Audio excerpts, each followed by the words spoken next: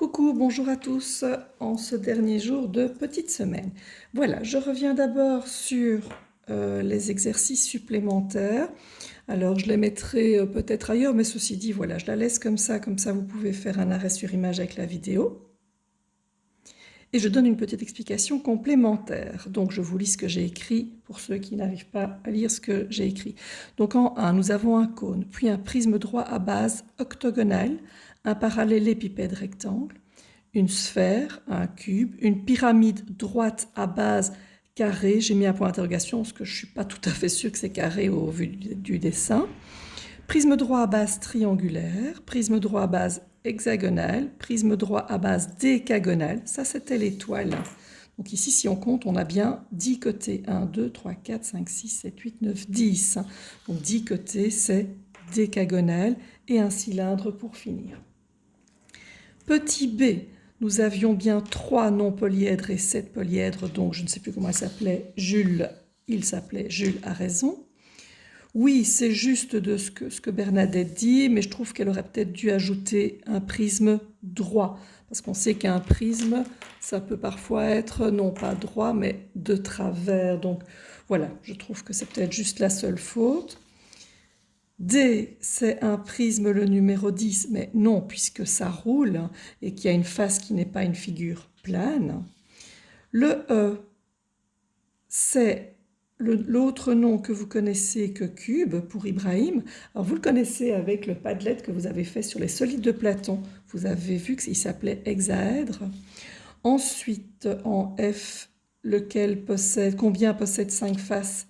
Il n'y en a que 1, c'est la pyramide au numéro 6.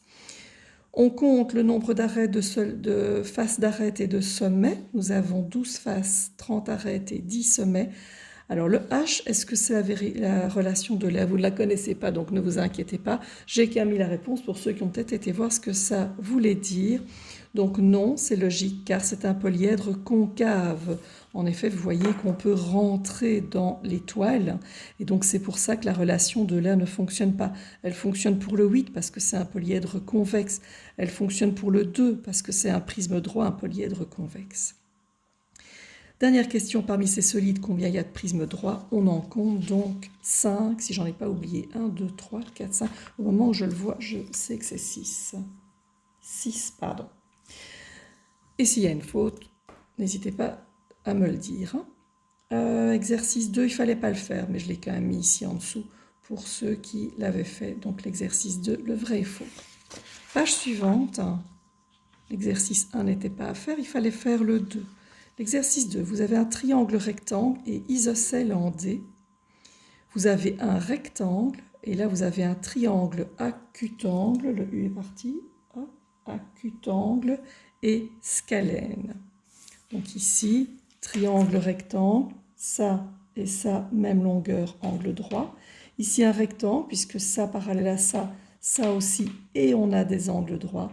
Et là, vous avez un triangle scalène, parce que là, on a la diagonale de la face, mais celui-ci, c'est la diagonale du cube, donc c'est plus long. Donc, nous avons un triangle. Et pour les vues de la maison, nous avions la vue C, A, E, B et D. Nous passons à la page 247. Page 247, voilà. Les droites sont déjà tracées ici au-dessus et elles sont sur un cube. Il faut compléter ce qu'il y a. Alors, on voit que les deux droites, ils disent coplanaire ou gauche. Alors, coplanaire, ça veut dire co, ensemble, avec le même plan. Donc, quelles sont celles qui sont dans le même plan et quelles sont celles qui ne sont pas dans le même plan? Donc, celles qui ne sont pas dans le même plan, on dit qu'elles sont gauches. Donc, on voit que ces deux-là, elles sont toutes les deux sur la face d'en haut. Celle-là aussi sur la face d'en haut.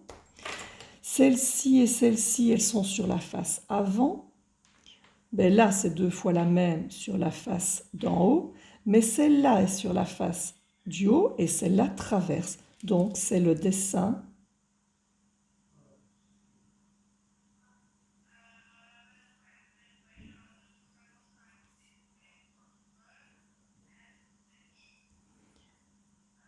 dans celle qu'on a vue, même plan mais séquente. C'est le cas du troisième dessin. ou du deuxième dessin perpendiculaire.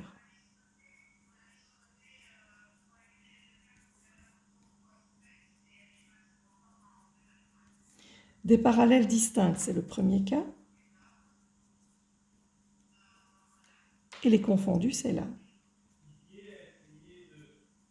On rajoute les symboles perpendiculaires, vous connaissez. Non perpendiculaire, c'est un perpendiculaire barré. Ou bien, mieux, c'est séquente. Donc celui-ci est mieux. Distinct, parallèle, c'est le parallèle que vous connaissez. Et confondu, ça veut dire qu'elles sont égales. Et les gauches, il faut savoir qu'on met juste un petit G. Exercice 1, nous allons citer deux paires de plans parallèles. Mais par exemple, je pourrais prendre le plan de gauche et le plan de droite, ou le plan du dessus et le plan du dessous. Je vais prendre à gauche. Je suis obligée de mettre non pas les 4 lettres, mais que 3 lettres. Donc A, H, E, par exemple, ou A, E, B, peu importe. Je prends, ils sont parallèles, le symbole et l'autre D, G, F. Je cherche deux plans perpendiculaires. Je pourrais prendre celui de devant et celui d'en bas. Je prends devant A, D, C, perpendiculaire à en bas. B, C, F.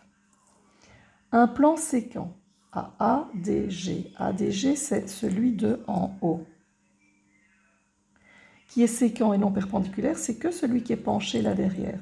Donc, on cite, il s'appelle HGF. La droite DH, c'est celle-ci. Est-ce qu'elle est incluse au plan de la face ADGH? On est toujours en haut. Donc, est-ce que cette droite, elle est en haut? Oui, elle est en haut et lui aussi. On dira que DH est incluse, on fait un C, à le plan 3 lettres ADG. Comment est HE? HE, c'est celle-là. Par rapport au plan ABC. Le plan ABC, c'est le plan de devant. Elles sont séquentes. Donc, HE est séquente à ABC.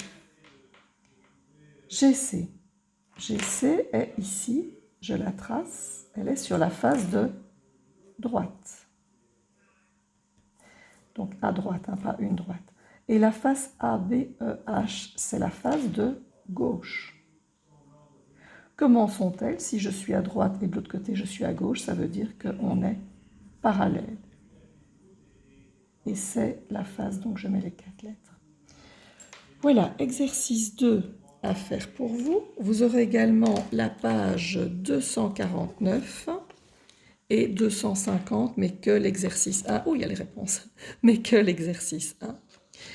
Voilà, je vous souhaite un excellent week-end. N'hésitez surtout pas à poser des questions s'il y a quelque chose qui n'est pas bien clair, que j'ai mal expliqué, que vous n'avez pas compris. Rien n'empêche que je refasse une petite vidéo, voilà, pour peut-être expliquer un truc ou l'autre, ou de vous répondre personnellement comme on le fait déjà.